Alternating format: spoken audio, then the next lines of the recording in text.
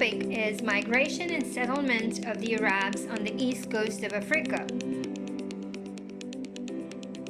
At the end of this lesson, you will be able to firstly define migration and secondly discuss the migration and settlement of Arab traders on the east coast of Africa.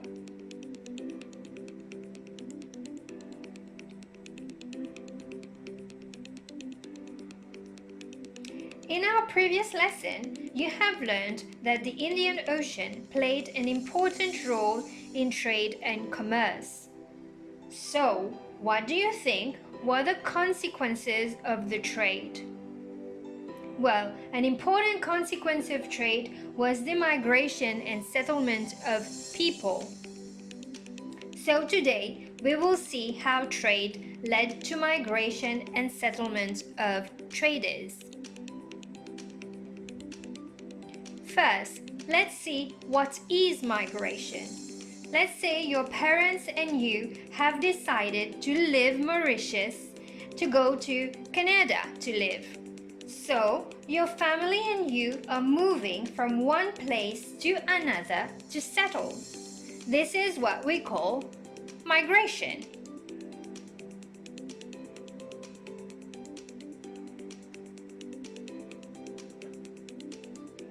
Before going further, let us carry out an activity to recall our Arab traders.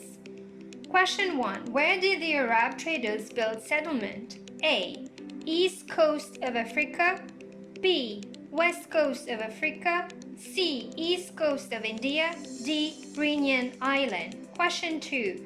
Arab traders brought goods from and to Alexandria to sell to Europeans. Question 3. What knowledge of navigation did the Arab traders have? Now let's check your answers. Question 1, answer is A, East coast of Africa. Question 2, Arab traders brought goods from India and Africa to Alexandria to sell to Europeans. The Arabs had the knowledge of the monsoon winds and were able to read the stars to sail across the Arabian Sea in the Indian Ocean. Good job!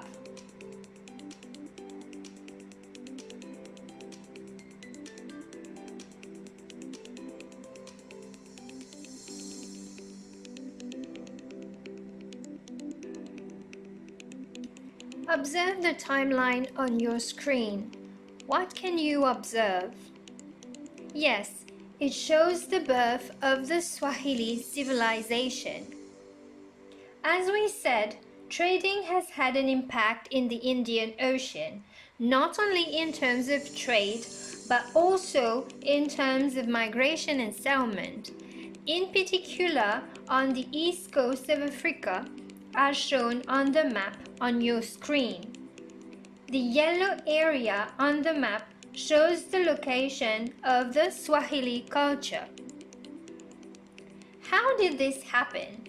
How was a new culture born? Well, between the years 620 AD and 1000 AD, the Arabs married the local Bantu women and settled in East Africa. With that union, a new culture was born. This mixture of the customs, religion, and languages of these different people became known as the Swahili culture and civilization. The Swahili traders visited the Comoro Islands and Madagascar for trade. Consequently, important places such as Mogadishu, Zanzibar, Kilwa, and Sofala developed on the east coast of Africa. Use your atlas to locate Mogadishu, Zanzibar, Kilwa, and Sofala on the map shown on your screen. Yes, number 1 is Sofala, number 2 is Kilwa, number 3 is Zanzibar, and number 4 is Mogadishu. Do you think that the Arabs' influence in the Indian Ocean is still present today? Use your SMS textbook to find out. Let's see if you have well understood. Answer the following questions. Number 1. Define migration. Number 2. Name the culture that was formed between the Arab traders and the Bantu women.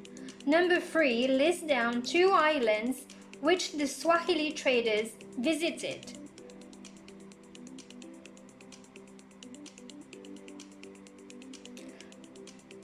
Migration is the movement of people from one place to another for settlement. The culture that was formed was the Swahili culture. The 2 islands were Comoro Islands and Madagascar. In this lesson, you have learned about the term migration and the migration and settlement of Arab traders on the east coast of Africa.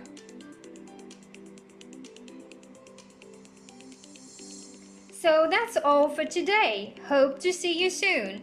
Till then, it's goodbye from me.